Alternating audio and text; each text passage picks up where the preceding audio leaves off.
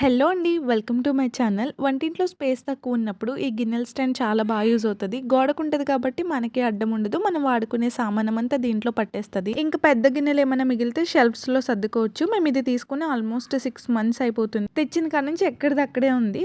దీంట్లో ఉన్న గిన్నెలు తీసి కడిగి మళ్ళీ పెడతాం కానీ దీన్ని మట్టుకి కడగట్లేదు. అందుకే ఒకసారి కడుగుదామని తీసాను. చూసారు కదా ఎంత సామానం ఉందో. ఎంత సామానం దీంట్లో ఉన్నదే. ఇది బాగా పెద్ద స్టాండే.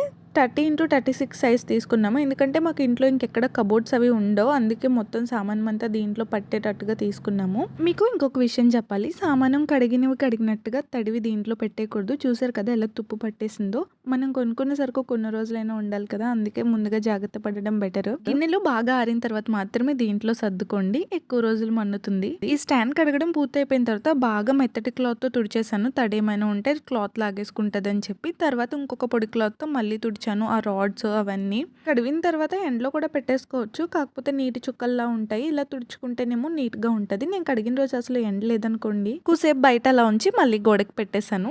సరే మళ్ళీ కలుద్దామే. బాయ్.